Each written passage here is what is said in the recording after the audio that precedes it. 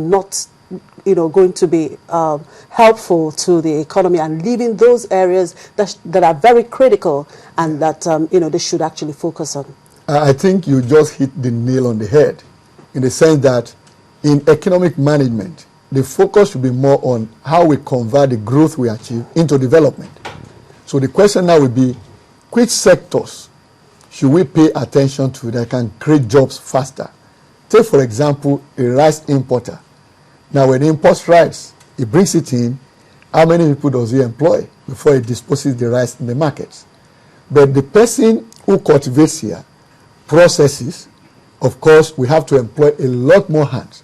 And when you employ more hands, you increase disposable income, and that is where you connect to the standard of living. So now, the key issue here is that we need to again look at the transformation agenda itself, and then begin to look at what government should pay attention to that will enable it to convert growth into development. And that means, how do we make this growth to impact the life of the average Nigerian? The bottom line of it is jobs. So which sectors create more jobs in large quantities? And that is why we have had this aberration of the oil sector providing most of our foreign earnings and also dominating government revenue. But unfortunately, that sector on its own we describe as an enclave, because it doesn't employ many people. And we'll find that the non-oil sector is actually the one driving the economy. Precisely, in recent times. So the question is, how do we strengthen that? And how do we ensure that, yes, we generate revenue from oil, but in government's own fiscal activities, there is more attention paid to those sectors that create jobs. And then more importantly also is the regulatory environment, the kind of policies that we come up with, and of course stability of those policies over time, and of course what we also call internal consistency. Because if we have an agric policy now, as we have in the ATA, and you have a commercial policy that is talking about your tariff structure that now supports importation, let's say, of processed rice and the rest of it, now that would be inconsistency internally in government policy. So in which case, there must be an alignment of policies across the board. And that is very, very critical. That also is what we encourage the private sector, which government says we want to encourage to be at the forefront in terms of growing and restructuring the economy. So these are the issues. So it is one thing to announce it. It is another to see the statistics that are very positive, but getting it down to the ordinary man on the street is where the real issue lies. All right, let's keep aside those statistics now. Yeah. One major issue during this period is the issue of the budget. That's right. Which has remained inconclusive. Yeah. Now, do you think the issue of that budget has got any negative impact during this period for the economy? Yeah, by all means, because for two reasons. One is that the Nigerian governments, now I say governments here because I'm looking at the 3 tiers. If you look at how much they spend, it's a major driver of economic activities. So many businesses depend on them one way or the other. The other side to it is that the budget itself also contains policy directions by the government. So if a budget is inconclusive this way, there is no how it will not affect economic activities in the first place that relate to government's own activities, and also those that are what I will call the fallouts from those activities. So all of these will, at the end of the day, make the economy achieve less than it would have achieved this year. And don't forget also, we are in the quarter when the budget for 2014 should have started. You know, we should have started putting it together. So by all means, I don't think this is good enough for our economy. Well, the government is saying that by October, they're going to come up with the 2014 budget. How is that possible? Well, that would be a difficult thing to do because there's a process and there's a procedure. They initiate it, they can run it through, and by October get it out. But what is more worrying is the fact that that of 2013 is inconclusive, which means all that the government has been doing so far is not in context of an approved budget, so to say. So, and I don't think it should be this difficult to align figures. If the problem started from the assumption of crude oil and then later addition of some values here, taking of values from some other places, that shouldn't stop us implementing our budget. We can move on from there, and when you begin implementation, the reality faces all of us.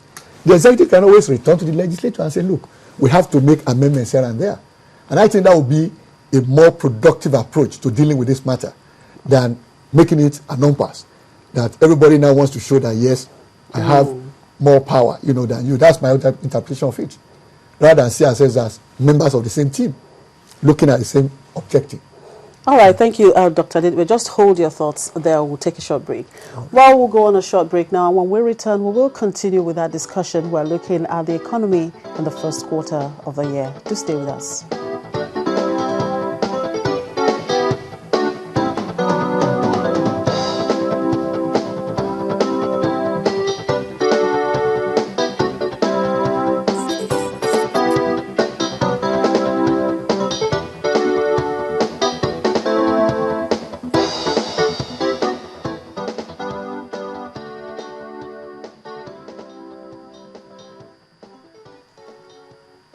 Welcome back.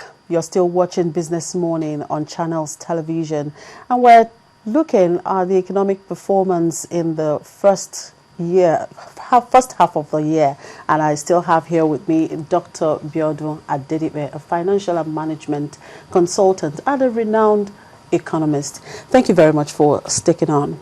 My pleasure. Well, we were talking about the budget, but I want to take you back to the macroeconomic indicators. Okay. Now, I want to take them, each and every one of them specifically, and I want to begin with the exchange rate. Okay. What do you make of the performance of Naira exchange rate in the first half of the year? Well, I would say the central bank has succeeded in keeping it stable, which is in line with its major policy direction in terms of exchange rate management.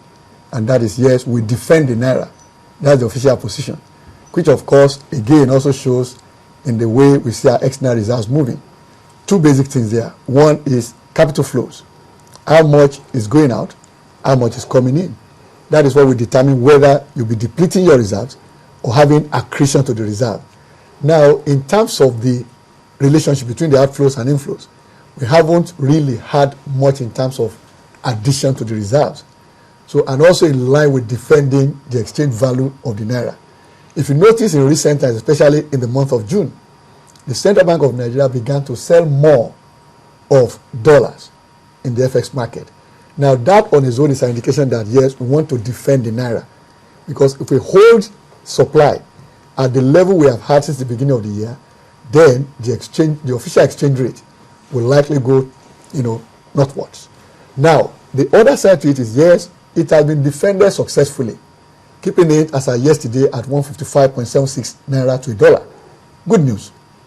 But the other side of it is that what impact has that had on two important things? The premium and the exchange rate is the difference between the official rate and the parallel market rate. Yeah.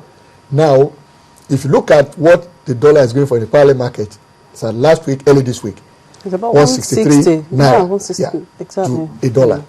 Now, that means you have about 8 Naira premium. If you divide that 8 Naira by 155 Naira, that will give you the premium in percentage. That, as of today, is not worrisome. Not worrisome because it's somewhere around the threshold maximum of 5%. Because the worry is when it becomes much greater than 5%. Because that's what triggers round tripping.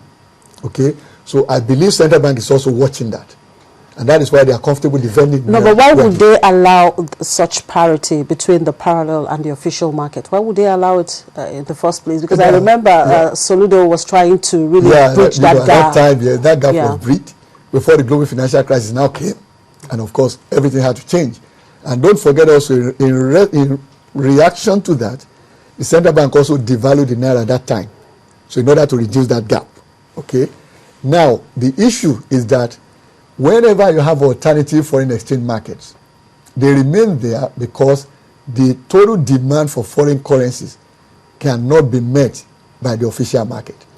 And insofar as people go there to buy those currencies, naturally, whoever is selling there will put a margin. So which is the margin you have to pay for coming to me as an alternative. So now, it is that margin that is the real issue for the